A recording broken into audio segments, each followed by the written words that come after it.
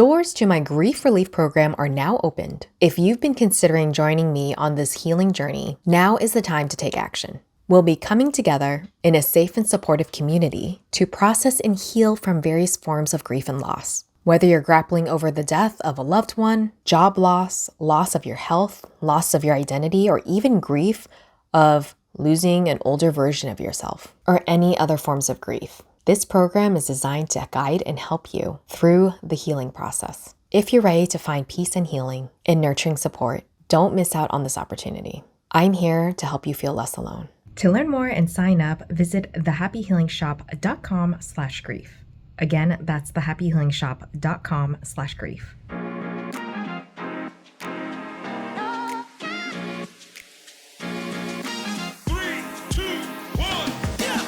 After leaving the corporate 9-to-5 grind, I became the boss of my own spiritual business, helping others explore and navigate the human experience from insight, wisdom, and lessons learned along the way.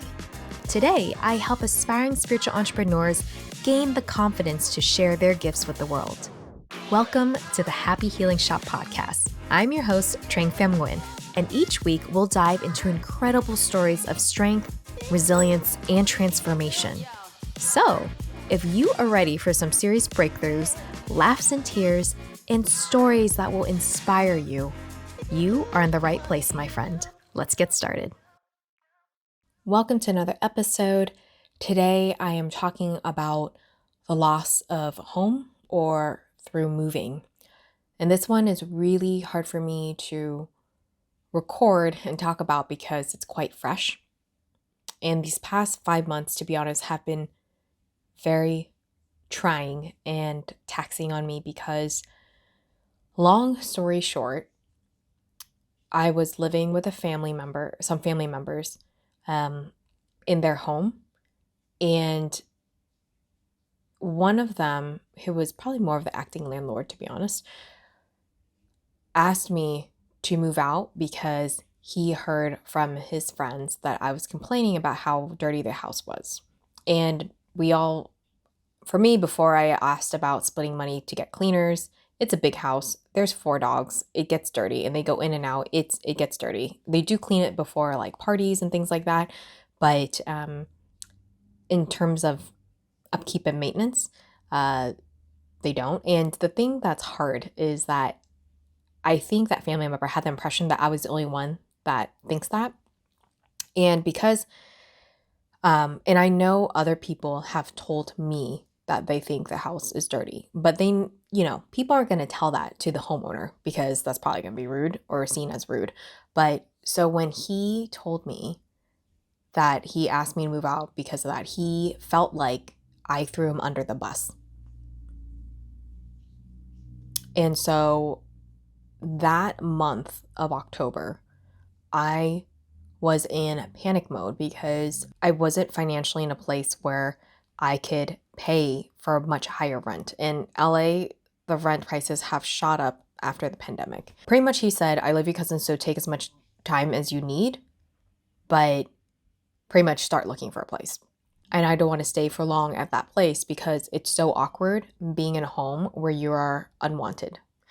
And the other sibling, he kind of played, I would say he's like Switzerland, where he kind of plays neutral very well.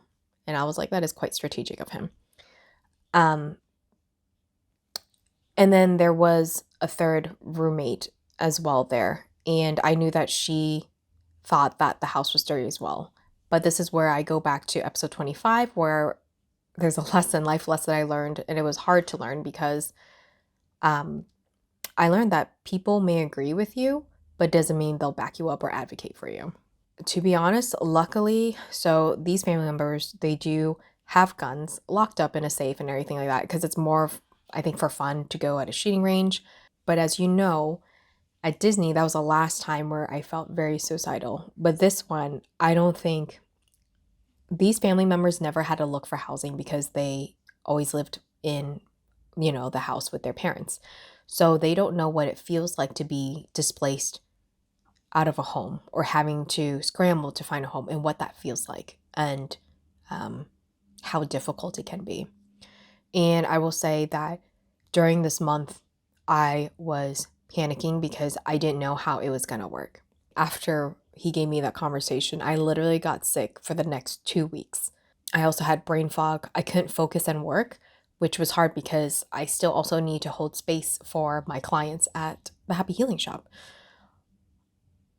I had a friend that offered me a place to stay on her sofa.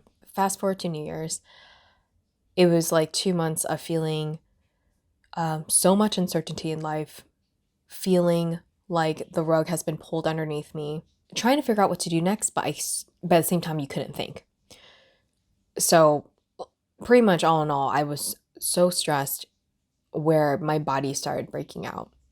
For humans, you need the basics of food, water, and shelter. But I felt like I didn't have shelter. I felt like I was homeless, bumming off of different friends' sofas during this time. And I remember at New Year's, I was invited to a friend's New Year's party. I remember being very depressed. I had suicidal thoughts about not wanting to be here anymore. And I remember telling myself, Trang, you have to go to this New Year's Eve party just to stay alive. I know you don't want to, but go, because at least you'll be distracted. You'll be around people and you will stay alive for another day.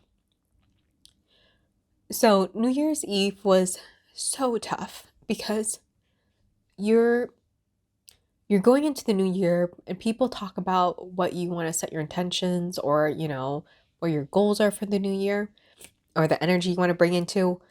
I remember thinking all I wanted to do was die, not be here anymore. And it was hard. It was so hard because that's not how I don't think anyone ever wants to start off their New Year's. So I went, I had fun. It was a good party with food and karaoke and games. During this time, up until recently, I was on survival mode, like literally survival mode, or feeling like it, right?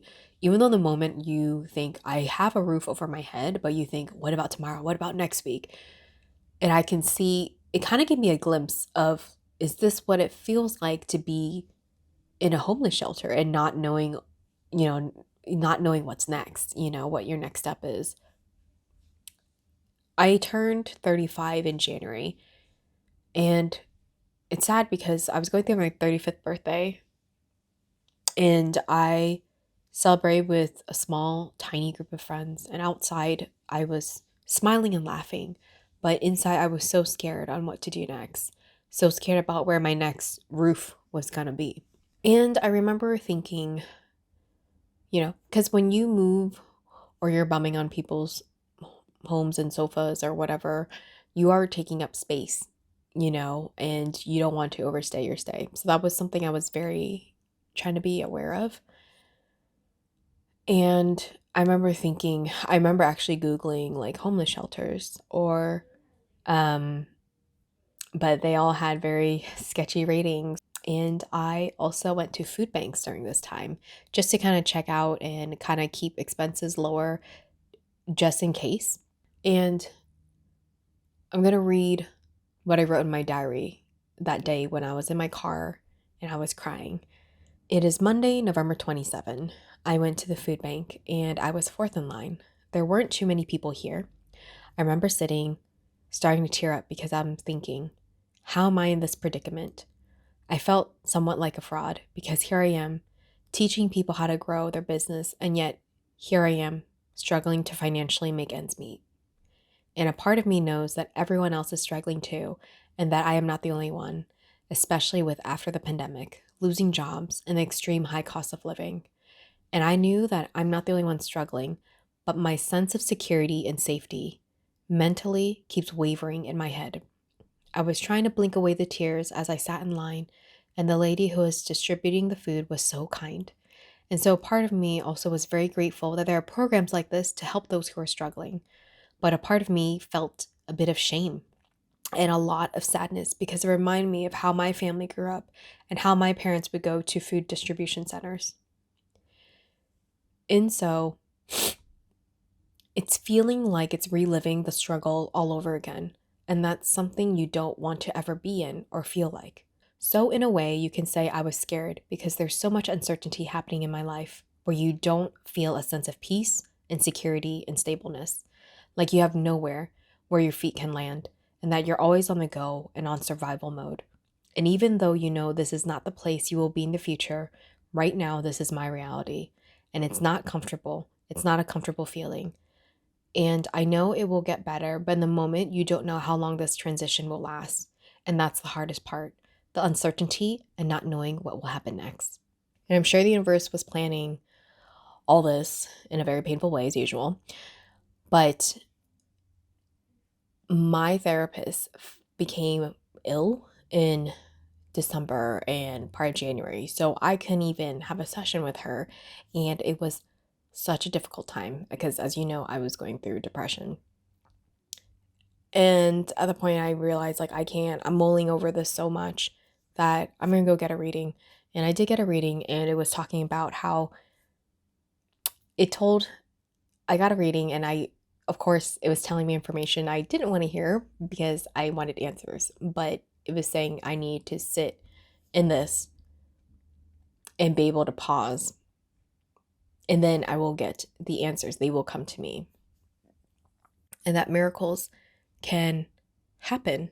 So I'm going to share a part of my reading with you in case you might find it to be helpful if you're going through something similar like this or any difficult challenges or transitions in life. And so at this time in January, I was trying to find exploring options on where I can move, whether I should just take everything and go and move to Mexico where it's cheaper, or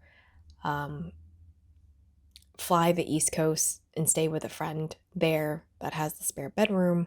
I don't want to move back with my dad because that's not going to go well. And then, or find and live in a spare room here in LA, or be with someone in Denver. It was like analysis paralysis, but at the same time trying to figure out my financial situation. So here are some messages from my reading. Be patient. Not everything needs to get done right now. There's plenty of time for everything. There's plenty of time for everything. Time is an illusion. It's literally an illusion. The amount of time you think you have is not actually how much time you have. Spirit has the ability to construct and expand the feeling of time. This is why the construct doesn't actually matter. Have you ever had a day that felt like a week, or a week that felt like one day? That's exactly what they're talking about. So whatever the time is, how many days you think you have to figure this all out, that isn't your truth. It isn't. You may think you only have like 2 or 3 weeks to figure out what you're going to do and how to make the next move. This moment is a gift. This pause, this patience you have to have in this moment for yourself. Because you need this patience right before you have this epiphany. It's going to feel so uncomfortable that your skin feels like it's crawling. But if you can persevere and stay, you will break yourself through a wall. But on the other side, there is everything you are wishing for, everything you feel like you should have. And it only takes a minute for that to happen. Miracles are performed in seconds all the time. So why can't a miracle happen for you in a second? Spirit is not asking you this anymore. You already decided, at least a year ago or not longer, that you weren't going to live a safe life anymore. You want an interesting life, a fulfilled life, something where you feel satisfaction and make a difference. And you can't do that knowing what the next step is going to be. And then she had imagery about how I want to walk the path where I can see the next 20 steps. But Spirit can see in my heart and see that, no, you don't want that path. I looked in your heart and you want that other path. The other path you can't see, the footsteps and the bricks ahead of you. And I'm over here thinking, I'll take that okay path over there with the 20 bricks I can see ahead of me. And they're saying, are you kidding me? You will definitely want that other path over there. Trust me. And so that's experience you're having right now. If you're feeling frustrated as part of your journey, that's fine. You're allowed to be frustrated. You're allowed to be pissed off, be upset. This journey is about being a human and learning how to ride the wave. And sometimes the wave crashes, you're fumbling around, and that's not fun. And you're going to probably get up and be a bit disoriented. Let yourself be honest with your true feelings because your true feelings give you the most accurate information. And the more you feel the feeling, the clearer it will be where the root is. So bitterness, anger, resentment is always a result of powerlessness. Why are you feeling powerless right now? Because you don't know what to do. So what else can you do? You could be angry about it for a long time. You could spin your wheels trying to figure out what to do, or you can just sit down and be angry. The feeling itself is not going to do anything other than give you information. So this transition was extremely difficult. It made me get to that point where I remember telling myself, like, that is it. That is the last straw with my family. And it's not like I don't care about them anymore, but just knowing that in the future, I'm probably going to travel the world and do my own thing and go on my own path. And they're going to be still living their regular lives. And that they're going to be more like not the close bonded families that you would wish to have. And so as a result, it does feel like I am the lone wolf. I kind of have felt like that in a long time anyways. My path, I have felt that way for such a long time, for at least over 10 years, because there's a knowing that my path is different and that my lifestyle is going to be different from friends, from family. And during this time, I remember thinking, I know there's people that will say, oh, well, think about it. Other people have it harder than you. No one has said that to me, but it's just one of those quotes that I see floating around online. And I remember when I heard that, there's something about it that kind of made my eye twitch or irk me a little bit. And I was trying to figure out why that was. And so when people say, well, think about it, other people have it harder than you, etc., who is to say that someone has it harder than you? A homeless person, a cancer patient, there's going to be homeless people out there that are going to say other people have it harder than me. So it's all subjective. Who is the one that's judging who has it harder than so and so? During this time, it gave me a lot of time to be depressed, but also to think about saying bye to people, saying bye to a job, a home, family, questioning my values and what I want to intentionally keep in my life, keeping my peace. And that's was my New Year's intention this year, was keep my peace. And because of that, if I every day keep up with that, it will keep me in alignment. So I hope that helps for you.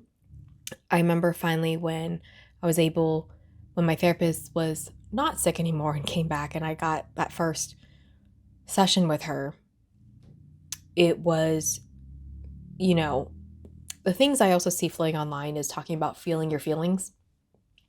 I remember asking her, like, can you explain to me more how I can do this given my situation and how to see things differently? And she said, well, in the clinical world, the first thing is really stabilizing yourself. So food, water, shelter, finding you a place.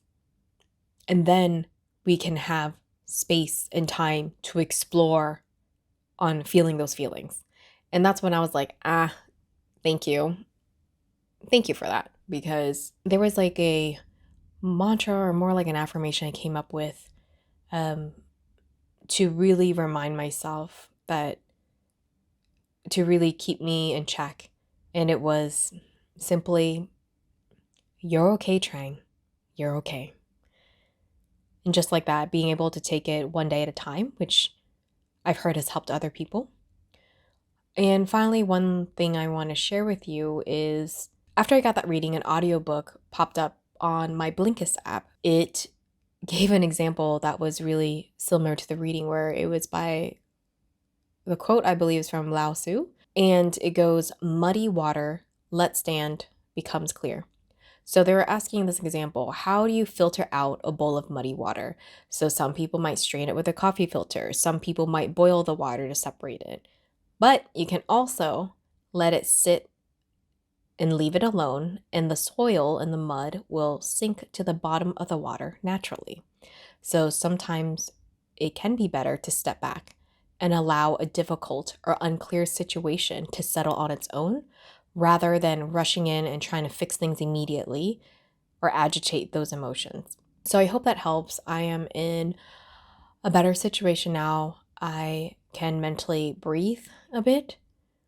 And, let me know if you've ever been through a loss from moving or a loss of home. I would like to know what helped you get through those tough times. As you know, getting support is crucial when you're going through life's challenges. And if you're grieving and are looking for a safe place to process those emotions and be in a community that is going to support you, check out my grief relief program, which is open now at thehappyhealingshop.com/grief. In addition, I have our Facebook group, The Happy Healers, and there are a lot more free resources online at thehappyhealingshop.com. If you like this episode, please share it with a friend that can benefit from it, and click that like and follow button and give me a 5-star rating on Apple and Spotify, as that will help me out greatly. Until we meet again, my friend, always, always shine your light brightly and share your story, because you never know who it can help, give hope to, or inspire to create a change in their own world. Thank you so much for listening, and I'll see you next time.